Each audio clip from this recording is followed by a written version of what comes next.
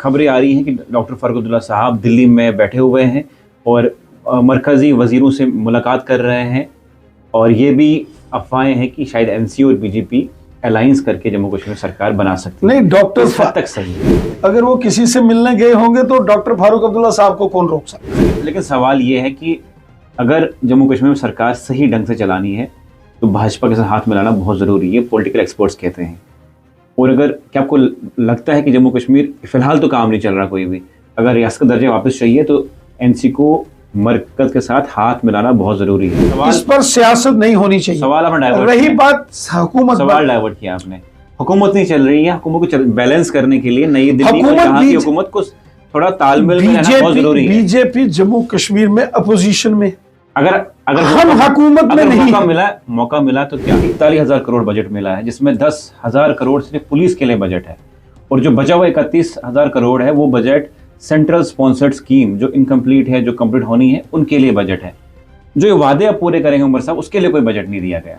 हंसी आपको भी आई। देखिए, जो 41,000 करोड़ में से कोई ये बजट नहीं है कि जो इनके लिए हो। सरकार इस टाइम कौन चला रहा है? क्योंकि सरकार उमर अब्दुल्ला साहब चला रहे हैं, और किसकी सरकार? मैंने भी लोगों से बातचीत की, कहा कि सरकार की कोई सुन नहीं रहा है, ये ड्यूल पावर सिस्टम जो नहीं, ऐसा नहीं में है। आप मुझे बताइए, सरकार एलजी साहब चला रहे हैं या उमर साहब चला रहे हैं? देखिए, जम्मू कश्मीर की जो सरकार है वो तो उमर अब्दुल्ला साहब की सरकार है। उमर अब्दुल्ला साहब चीफ मिनिस्टर हैं, लोगों ने उनको वोट दिए, उन्होंने हुकूमत बनाई है। रही बात लेफ्टिनेंट गवर्नर साहब की, तो मरकज के जेर इंतजाम जब कोई एरिया होता है या कोई यूटी है तो वहां एलजी साहब की एक रेस्पॉन्सिबिलिटी होती है, एक कॉन्स्टिट्यूशनल ऑब्लिगेशंस होती है, कॉन्स्टिट्यूशनल रेस्पॉन्सिबिलिटीज आइन के मुताबिक, कानून के मुताबिक एलजी साहब के पास जो उनके इख्तियार में होता है और उनको उसकी देखरेख करनी है। लेकिन जहां तक हुकूमत की बात है, हुकूमत चीफ मिनिस्टर साहब की है और इसमें कोई दो राय नहीं है। ये कह के जो आपने कहा आप उनको बचा नहीं सकते। नहीं, हम नहीं बचा रहे। आप उनको बचा नहीं सकते कि ड्यूल पावर सिस्टम है, ये है। नहीं, जो आपने कहा, आपने अभी बोला कि उनने जो वादे किए हैं वो पूरे करने की अब टाइम आया है, लेकिन पूरे वादे होंगे कैसे? ये तो सरकार ने करना है ना। कॉन्फिडेंस में होगा, बजट मिलेगा तब वादे पूरे होंगे, उस पर बात करेंगे। उससे पहले ये बात करेंगे कि जम्मू कश्मीर के हालात खराब होते हैं। सिक्योरिटी की मीटिंग होती दिल्ली में, यूनिफाइड कमांड मीटिंग, उसमें उमर साहब को नहीं बुलाया जाता है। एक चीफ मिनिस्टर है, लेकिन फिर देखिए, यहां सिक्योरिटी रिलेटेड इश्यूज का मामला है। यूटी के अंदर जो सिक्योरिटीज के कंसर्न्स होते हैं उनको जो ऑनरेबल लेफ्टिनेंट गवर्नर साहब होते हैं वो देखते हैं, और लेफ्टिनेंट गवर्नर साहब की चीफ मिनिस्टर साहब से मुलाकात होती है। आपस में exchange of ideas, exchange of experience, एक दूसरे के साथ यकीनन एलजी साहब ओपिनियन लेते हैं चीफ मिनिस्टर साहब का भी। और अगर रिव्यू मीटिंग होती है उसमें यूनिफाइड कमांड जिसका आपने जिक्र किया, अगर श्रीनगर में, जम्मू में यूनिफाइड कमांड की मीटिंग होती है, आर्मी के चीफ, आर्मी के लेफ्टिनेंट जनरल साहब, नॉर्दर्न कमांड की जीओसी और पुलिस के आला अधिकारी, इंटेलिजेंस एजेंसीज के आला अधिकारी, पैरामिलिट्री फोर्सेस के आला अधिकारी शामिल होते हैं, तो जो मरकज के जेर इंतजाम यूटी के रूल्स के मुताबिक अगर एलजी साहब ने उसको चेयर किया तो मुझे नहीं लगता कि इस पर कोई सियासत या कोई बयानबाजी होनी चाहिए। अलबत्ता लेफ्टिनेंट गवर्नर साहब वक्तन बावक्तन मैं देखता रहता हूं चीफ मिनिस्टर साहब से बड़े इंपॉर्टेंट इश्यूज पर उनकी डिस्कशन होती है, और चीफ मिनिस्टर साहब यकीनन अपने आइडियाज, अपना एक्सपीरियंस, अपनी बात एलजी साहब के सामने लॉ एंड ऑर्डर को लेकर यकीनन रखते हैं। अब जो आपने कहा कि जम्मू कश्मीर में जो वादे किए हैं एनसी ने वो पूरे करने का टाइम आया है, लेकिन मैं देख रहा था कि जो जम्मू कश्मीर के लिए बजट पास हुआ हाल ही में, जो बजट सत्र लगा दिल्ली में, 41,000 करोड़ बजट मिला है, जिसमें 10,000 करोड़ सिर्फ पुलिस के लिए बजट है, और जो बचा हुआ 31,000 करोड़ है वो बजट सेंट्रल स्पॉन्सर्ड स्कीम जो इनकम्प्लीट है, जो कंप्लीट होनी है, उनके लिए बजट है। जो ये वादे आप पूरे करेंगे उमर साहब, उसके लिए कोई बजट नहीं दिया गया। हंसी आपको भी आई। देखिए, जो 41,000 करोड़ में से कोई ये बजट नहीं है कि जो इनके लिए हो। देखिए, यहां तक उमर साहब ने या नेशनल कॉन्फ्रेंस ने जो इलेक्शन में वादे किए हैं, जब वादे किए गए थे उस वक्त भी जम्मू कश्मीर यूटी था, मरकज के जेर इंतजाम जम्मू कश्मीर को दर्जा है। लेकिन उस टाइम आपने कहा था कि रियासत का दर्जा वो बहाल उस किया वक्त जाएगा। भी नहीं हुआ बहाल। नेशनल कॉन्फ्रेंस को उमर साहब को मालूम था कि ये यूटी है।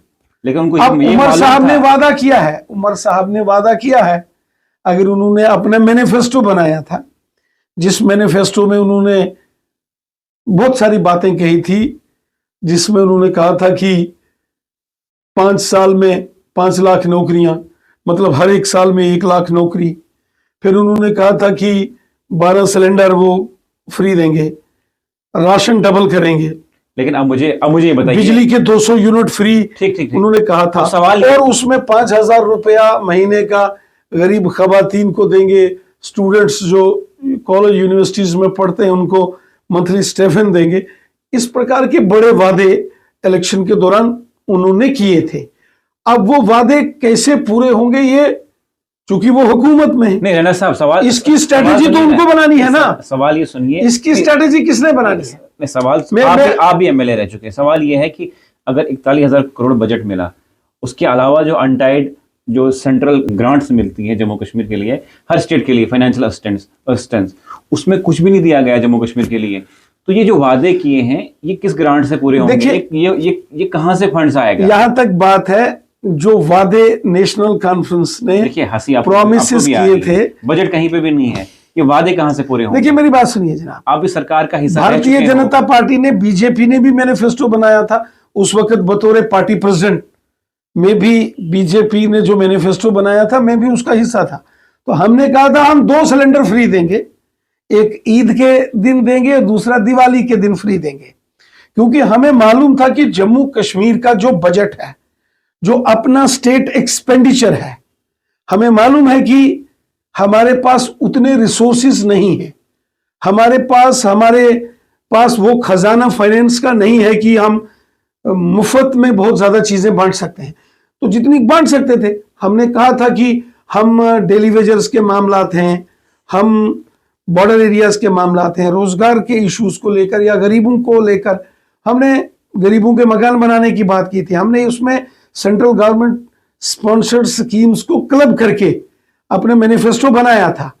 अब चूंकि हमारी चंद सीटें कम रह गई और हमारी हुकूमत बनी नहीं, अब जिनकी हुकूमत बनी है उनको देखना है कि उन्होंने अपने वादे कैसे पूरे करने हैं। ऐसा तो नहीं ना हो सकता वादा कोई और करे तो पूरे हमारी हुकूमत करे, ऐसा नहीं हो आपकी सकता। हुकूमत, सेंटर में जो हुकूमत है, उनको भी थोड़ा सा फ्री हैंड देना चाहिए। देखिए, आपने फंड्स कहा देने चाहिए। 41,000 करोड़, आपने कहा कि बजट के मरकजी हुकूमत ने जम्मू कश्मीर को मैंने दिए वो हैं। गिनवा दिया कि किस किस के लिए दिए हैं। अगर उसमें 10,000 करोड़ पुलिस को बजट में एलोकेशन की गई है, तो मॉडर्नाइजेशन ऑफ पुलिस बहुत जरूरी है। जम्मू कश्मीर बॉर्डर स्टेट है, हम देखते हैं कि बॉर्डर के एरियाज में या हिंटरलैंड में हमेशा रिस्क थ्रेट बना रहता है, तो पुलिस की मॉडर्नाइजेशन बहुत जरूरी है। पुलिस को जो जरूरी साजो सामान है, पुलिस के हमारे जवान हैं, दिन रात मेहनत करते हैं नौजवान उनके लिए। बेरोजगार हैं, और उसके साथ साथ जो 31,000 करोड़ ऑनगोइंग स्कीम्स में मरकज ने डाला है, बड़े बड़े highways, national highways, tunnels, railways का काम चल रहा है। जो ये फिर 200 यूनिट आया, ये किस में आएगा? देखिए, अब 200 यूनिट फ्री बिजली देनी है तो वो उमर साहब का ऐलान है, वो बीजेपी का मेरा ऐलान नहीं था। अब अहम सवाल इसको लेके ये है कि क्या यही वजह है कि उमर अब्दुल्ला साहब जब सीएम आए, बड़ा वालहाना इस्तकबाल किया, बड़ी अच्छी केमिस्ट्री दिखी, या जो भी मरकजी जो सियासतदान, जो बीजेपी का लीडर यहाँ आता है, उमर साहब उनसे बड़े अच्छे से मिलते हैं, बड़ी अच्छी केमिस्ट्री दिखती है, क्या ये अंदरूनी बैकडोर में जो है दोस्ती का हाथ आगे कर रहे हैं? देखिए, जब सवाल आप बड़े किसी स्टेट की हुकूमत होती है, सीरियस होकर सुनते हैं। जब कहीं किसी स्टेट में हुकूमत होती है और मरकज में अगर उनके अलायंस की हुकूमत नहीं है, फिर भी हुकूमत होती है। मरकज में भारतीय जनता पार्टी की हुकूमत है, जम्मू कश्मीर में उमर अब्दुल्ला साहब की सरकार है। और जब भी कभी हमारे ऑनरेबल प्राइम मिनिस्टर साहब यहाँ, हमने देखा कि सोनमर्ग में आए और जो सोनमर्ग टनल बना है, वालहाना इस्तकबाल हुआ, होना भी चाहिए, वो मुल्क के प्राइम मिनिस्टर हैं। और अभी हमने देखा कि हमारे मुल्क के वाइस प्रेसिडेंट जनाब जगदीश धनखड़ साहब माता वैष्णो देवी यूनिवर्सिटी में आए थे, वहाँ एलजी साहब भी थे, वहाँ उमर साहब भी थे। और फिर उमर साहब जो दारुल हुकूमत दिल्ली जाते हैं तो मरकज़ के वजीरों के साथ मिलते हैं, यूनियन होम मिनिस्टर साहब से लगभग पिछले 4 महीने में मुझे लगता है कि उनकी चौथी मुलाकात हुई है, प्राइम मिनिस्टर साहब से वो मिले हैं। आने वाले दिनों में जम्मू से कटरा से होती हुई रेल श्रीनगर बारामूला तक जाने वाली है, उसका उद्घाटन इनॉग्रेशन करने खुद प्राइम मिनिस्टर मोदी साहब आने वाले हैं। तो जब आदमी हुकूमत में होता है, स्टेट गवर्नमेंट का मरकज की हुकूमत के साथ अच्छा तालमेल होना चाहिए। मरकज का मोदी साहब ने हमेशा जो स्टेट गवर्नमेंट्स हैं उनको सपोर्ट किया है। हमने देखा कि बंगाल के अंदर ममता बनर्जी जी की सरकार है, अब सवाल या किसी और स्टेट में कहीं नहीं, अगर सवाल सुनिए, किसी दूसरी जमात की हुकूमत है तो मरकज की हुकूमत मोदी साहब तो सबको बराबर देखते हैं, सवाल सुनिए, सबकी मदद करते हैं। आपने बड़ा अच्छा पॉइंट कहा कि तालमेल अच्छा रहना चाहिए। एनसी की तरफ से, उमर अब्दुल्ला साहब की तरफ से बड़ा अच्छा तालमेल है, बड़ा वार्म वेलकम होता है, या अमित शाह साहब से मिलते हैं तो बड़े खुले दिल से मिलते हैं, यहाँ से बड़ा वार्म वेलकम होता है। वहां से कोई हाथ आगे नहीं बढ़ा रहा है, क्यों नहीं? वहां से कोई फाइनेंशियल असिस्टेंस नहीं मिल रही, क्यों नहीं? आपने देखा जब प्राइम मिनिस्टर मोदी साहब से चीफ मिनिस्टर साहब की मुलाकात होती है तो प्राइम मिनिस्टर साहब ने बजट में कुछ नहीं बड़े अच्छे अंदाज में उनका अपने ऑफिस में इस्तकबाल किया। होम मिनिस्टर साहब से वो 4 बार मिले, मरकजी वजीरों से वो मिले हैं, कोई ऐसी बात नहीं है। जब देखिए सियासत करने के वक्त होते हैं, जब सियासत का वक्त होगा उस वक्त सियासत होगी। इस वक्त लोगों की खिदमत, लोगों के काम करना, जो लोगों के अवाम के साथ प्रोमिसेस किए हैं उनको पूरा करने का वक्त है। और ये जम्मू कश्मीर की चुनी हुई सरकार की रिस्पॉन्सिबिलिटी है कि उन्होंने जो वादे किए हैं अवाम के साथ, नौजवानों के साथ, लोगों के साथ, वो वादे उनको पूरे करने। वादे पूरे करने के लिए ये भी खबरें आ रही हैं कि डॉक्टर फारूक अब्दुल्ला साहब दिल्ली में बैठे हुए हैं और मरकजी वजीरों से मुलाकात कर रहे हैं, और ये भी अफवाहें हैं कि शायद एनसी और बीजेपी अलायंस करके जम्मू कश्मीर सरकार बना सकती है। नहीं, डॉक्टर तक सही है। देखिए, डॉक्टर फारूक अब्दुल्ला साहब एक बड़े सियासतदान हैं, मैं उनकी बड़ी इज्जत करता हूं। वो मरकज के अंदर यूनियन मिनिस्टर रहे हैं, जम्मू कश्मीर के एक लंबा टाइम वो यहाँ चीफ मिनिस्टर रहे हैं, और मरकज में उनके अच्छे सबके साथ दोस्ताना ताल्लुकात हैं। अगर वो किसी से मिलने गए होंगे तो डॉक्टर फारूक अब्दुल्ला साहब को कौन रोक सकता है? आप और मैं किसी को किसी से मिलने से नहीं रोक सकते हैं। रही बात यहाँ अलायंस बनाना, फलाना गवर्नमेंट होना, मैं भी देख रहा हूं कि मीडिया, सोशल मीडिया में बड़ी खबरें गर्दिश कर रही हैं कि ऐसा होने वाला है जी, वैसा होने वाला है। और मैं भी आपके चैनल पर साफ बताता हूं, ऐसा कुछ होने वाला नहीं है। अभी भारतीय जनता पार्टी इस समय अपोजिशन में है, हम अपोजिशन में कंस्ट्रक्टिव रोल अदा करेंगे। जहां जम्मू कश्मीर की हुकूमत अगर अच्छा काम करती है तो हमारी सपोर्ट गवर्नमेंट को होगी। अगर गवर्नमेंट कुछ खराब काम करती है या अवाम की बेहतरी के बरक्स कोई सख्त या अवाम के खिलाफ कोई फैसला लेती है तो भारतीय जनता पार्टी को आप सड़कों पे अवाम के बीच में देखेंगे। लेकिन बीजेपी अवाम की बुलंद आवाज है, हम गरीबों, मस्कीनों, ज़ईफ़ों और बेसहारा लोगों की बुलंद आवाज है। लेकिन सवाल यह है कि अगर जम्मू कश्मीर में सरकार सही ढंग से चलानी है तो भाजपा के साथ हाथ मिलाना बहुत जरूरी है, पॉलिटिकल एक्सपर्ट्स कहते हैं। और अगर क्या आपको लगता है कि जम्मू कश्मीर फिलहाल तो काम नहीं चल रहा कोई भी, अगर रियासत का दर्जा वापस चाहिए तो एनसी को मरकज के साथ हाथ मिलाना बहुत जरूरी है? देखिए, यहां तक स्टेटहुड का मामला है, मुझे लगता है कि इस पर सियासत नहीं होनी चाहिए। नहीं, अलायंस करके हो जाएगा। मुझे मेरा ये मानना है अलायंस करके हो सकता है कि ये बड़ा सेंसिटिव इशू है। इसको नहीं, कितना सेंसिटिव है? अभी तो इलेक्शन भी हो गए, इससे ज्यादा कितना होना चाहिए? देखिए, ये केवल, मैंने पहले कहा, ये इलेक्शन का इशू नहीं है। खुद प्राइम मिनिस्टर साहब ने भी, होम मिनिस्टर साहब ने भी, और हमारे जो बड़े सीनियर हायरार्की में लीडरशिप है, उन्होंने इस पर कई बार इस पर अपना ओपिनियन दिया है। और मुझे लगता है कि आने वाले सालों में आपस में मिल बैठ के, आने वाले वक्त में इस पर कोई ना कोई डिसीजन आपस में मिल बैठ के करना चाहिए। इस पर सियासत नहीं होनी चाहिए। सवाल आपने डाइवर्ट रही बात हुकूमत, सवाल डाइवर्ट किया आपने। हुकूमत नहीं चल रही है, हुकूमत को बैलेंस करने के लिए नई दिल्ली और यहाँ की हुकूमत को थोड़ा तालमेल में रहना बहुत जरूरी है। बीजेपी जम्मू कश्मीर में अपोजिशन में, अगर अगर हम हुकूमत में नहीं, मौका मिला तो क्या? देखिए, मौका मिलने का तो जब अवाम हमें मैंडेट देगी तो मौका देगी तो जरूर अवाम की उम्मीदों पर खरा उतरेंगे। लेकिन फिलहाल आज की डेट में भारतीय जनता पार्टी अपोजिशन में है। कंस्ट्रक्टिव अपोजिशन के नाते हम काम करते हैं। लोगों की बुलंद आवाज बनके बीजेपी काम करती है। आने वाले दिनों में जम्मू कश्मीर असेंबली का बजट सेशन शुरू होने वाला है, उससे बात करेंगे। लोगों के मुद्दे उठाएंगे, उससे पहले एक सवाल, आम लोगों के मुद्दे उठाएंगे। और यहां कहीं कोई दिक्कत प्रॉब्लम लोगों को आ रही है, वो हुकूमत को जगाने का काम, हुकूमत के दरवाजे पर दस्तक देने का काम बीजेपी करेगी, ताकि अवाम का, गरीबों, मस्कीनों, ज़ईफों के मामला हल हो। उससे पहले एक सवाल यह है कि जिस तरह अभी अफवाहें चल रही हैं, और ये कुछ 2-4 जो दिन है उनसे बड़ी तेज अफवाहें चल रही हैं, और जब भी अफवाहें जम्मू कश्मीर चली वो देर से ही सच साबित होती हैं। इसी तरह पीडीपी और बीजेपी की पहले आपस में बहुत, जब चुनाव हुए तो बहुत टक्कर थी। बीजेपी ने, एनसी ने, पीडीपी ने वोट मांगे कि हमें वोट दीजिए, बीजेपी को लखनपुर से पार कर देंगे। उसके बाद अलायंस हुई। अब एनसी और बीजेपी की बात चल रही है। अब ये वक्त बताएगा कि कब और क्या पॉसिबल हो सकता है। अब मुझे ये बताइए कि अभी एनसी ये कहती है कि अगर भाजपा को जम्मू कश्मीर किसी ने लाया, वो पीडीपी ने लाया, और आर्टिकल 370 हटा, उसके लिए पीडीपी जिम्मेवार है। आप किस हद तक सही मानते हैं इस चीज को? देखिए, यहां तक 2014 का जो मैंडेट आया था उसकी बात आप करेंगे तो 2014 का मैंडेट फ्रैक्चर्ड मैंडेट था।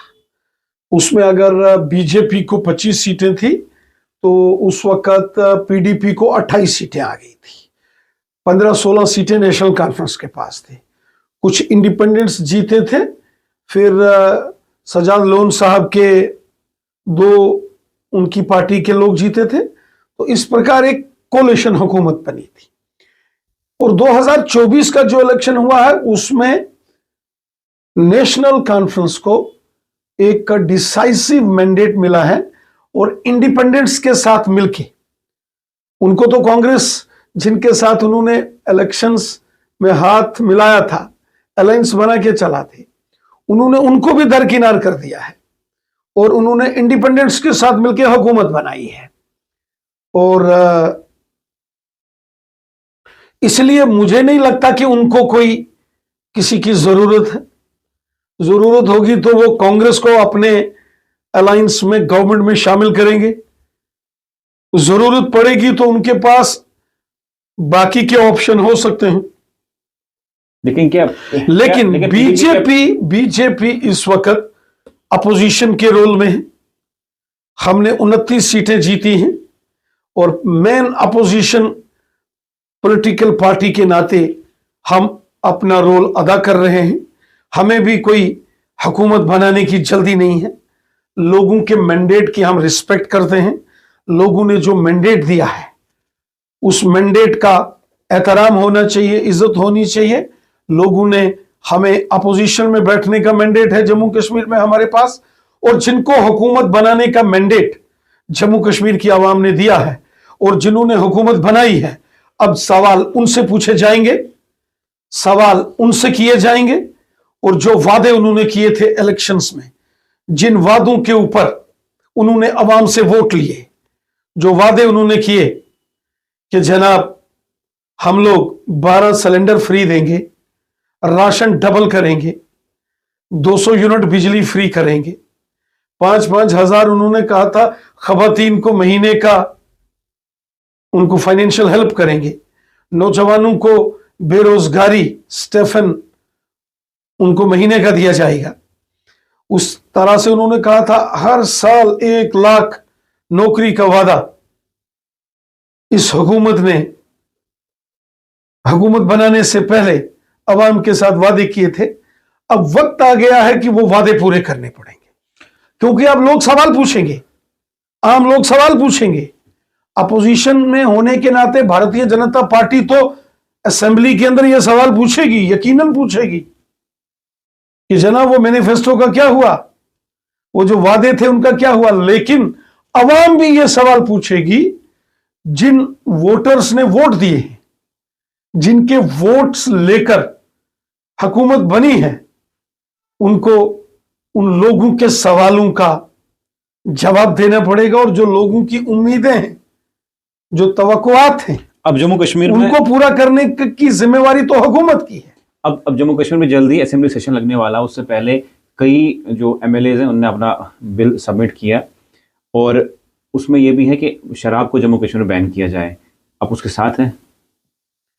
2016 में जब असेंबली का सेशन चल रहा था, और उस वक्त बतौर एमएलए मैंने खुद जम्मू कश्मीर की लेजिस्लेटिव असेंबली में शराबबंदी को लेकर जम्मू कश्मीर में एक ऐसा सख्त कानून होना चाहिए, यह बिल, प्राइवेट मेंबर्स बिल मैंने असेंबली में लाया था, और मेरे कुछ और साथी एमएलएज ने भी ये बिल लाया था, और उस पर डिस्कशन हुई थी, जबरदस्त डिस्कशन हुई थी। और मैं चाहता था कि वो बिल असेंबली में पास होता और पूरे जम्मू कश्मीर में शराब को बैन कर दिया जाना चाहिए, शराबबंदी होनी चाहिए, ये नशे का कारोबार बंद होना चाहिए।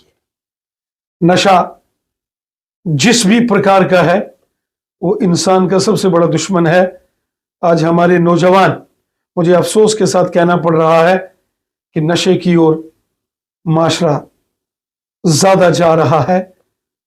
हमारी नौजवान पीढ़ी, नौजवान हमारे बच्चे, मैं देखता हूं कि जब हॉस्पिटल्स में आते हैं, जब ड्रग्स के मामलात सामने आते हैं, तो बड़ी चिंता होती है, परेशानी होती है। हर किस्म का ड्रग्स जम्मू कश्मीर में बैन होना चाहिए, जिसमें शराब है, शराबबंदी होनी चाहिए, और जो बाकी के नारकोटिक ड्रग्स हैं, ये तो नार्को टेररिज्म है, और ये तमाम बॉर्डर के एरियाज है, रजौरी, पुंछ, सांबा, कठुआ, और उधर आप चले जाओ बारामूला, कुपवाड़ा, बांडीपुरा, ये बॉर्डर के एरिया में, बॉर्डर के उस पार से, एलओसी के उस पार से ये नशे का कारोबार यहां भेजा जा रहा है। और मुझे बड़े अफसोस के साथ ये कहना पड़ता है, बहुत दुख होता है जब ये खबरें आती हैं कि नौजवान इस नशे, इस ड्रग्स के चपेटे में आ रहे हैं। ये बहुत तशवीशनाक मामला है, और हम सबको, पूरे माशरे को मिलकर, हुकूमत को, पुलिस को, और आम लोगों को भी, सिविल सोसाइटीज को भी, बड़े बड़े जो मजहबी इदारे हैं, बड़े बड़े जो पीर, फकीर, साधु, सन्यासी, सबको एकजुट होकर जो है इस नशे के खिलाफ एक मुहिम, एक अभियान लेना पड़ेगा, और अपनी युवा पीढ़ी को, नौजवानों को इस नशे से हमें बचाना पड़ेगा। एक और प्राइवेट मेंबर बिल असेंबली में पेश हो रहा है। पीडीपी को एक खदशा है कि जिस तरह से जब एलजी सरकार यहाँ पे थी तो स्टेट लैंड पे बुलडोजर चलाया गया था, लोगों के घर छीने गए थे। अब ये बिल पेश किया जा रहा है कि जो स्टेट लैंड के, जिन्होंने मकान बनाए हैं, जिनके पास ज़मीन है 5 मरले 10 मरले, उनको जो है कानूनी हक दिए जाने चाहिए। उसका सपोर्ट करते हैं बिल का आप? देखिए, जहां तक सरकारी जमीन का मामला है, तो ऑनरेबल लेफ्टिनेंट गवर्नर साहब ने भी इस बात को कई बार कहा कि जो लैंडलेस हैं, जिनके पास जमीन नहीं है, उनको तो जमीन होनी चाहिए, और इसके लिए कंसर्न जो डीसी हैं अलग अलग डिस्ट्रिक्ट्स के, उनको जरूरी डायरेक्शंस, हिदायत एलजी साहब की तरफ से भी गई है। नहीं, उसके अलावा ये बिल इसलिए वहीद परा जो पीडीपी के एमएलए हैं वो ला रहे हैं कि जिन लोगों ने स्टेट लैंड खरीदा है उनको कानूनी हक दिए जाएं। देखिए, जो जरूरतमंद लोग हैं, जो गरीब हैं, जो जरूरतमंद हैं, जिनके पास जमीन नहीं है, उनको अगर स्टेट लैंड सरकार देती है तो वो बहुत अच्छा है। लैंडलेस गरीब लोग, मजलूम, मस्कीनों और बेसहारा लोगों की यकीनन मदद होनी चाहिए, लेकिन एक बड़ा तबका साथ जिसने सरकारी जमीनों पर गैर कानूनी कब्जे किए, एक कब्जा होता है, वो नहीं, वो ठीक नहीं। मिडिल क्लास ऐसा जिसको सरकारी जमीन भेजी गई, जिससे पैसा भरा है। देखो, मैंने कहा जो से क्या उन जमीनों को मैंने कहा जो जरूरतमंद हैं, जो जस्टिफाइड हैं, जो मिडिल क्लास लोग हैं जिन्होंने जमीनें ली हुई, मैंने कहा खरीदी हुई है, मैंने कहा जो जस्टिफाइड हैं, जो जस्टिफाइड हैं, उनको जमीनों के मालिकाना हक देने चाहिए। यहां तक कि कस्टोडियन और इवैक्यू प्रॉपर्टी के राइट्स भी लोकल अलॉटीज को देने चाहिए। वो भी एक बड़ा इशू है। एलजी साहब ने उस पर भी कुछ ऐलान किया था, जिस पर पेशरफ्त हुई है। कस्टोडियन लैंड जो लोकल अलॉटीज को मिलनी चाहिए। वहीं अगर किसी के पास सरकारी जमीन का कुछ, उसके पास पीस ऑफ लैंड है और वो जरूरतमंद है, और उसके पास जो लैंड है वो जस्टिफाइड है, तो उसको उस जमीन का मालिकाना हक दिया जाना चाहिए। गरीबों, बेसहारा लोगों, मस्कीनों, ज़ईफों की मदद होनी चाहिए, लेकिन जमीनों का गलत तरीके से धंधा करने वालों के खिलाफ कार्रवाई होनी चाहिए।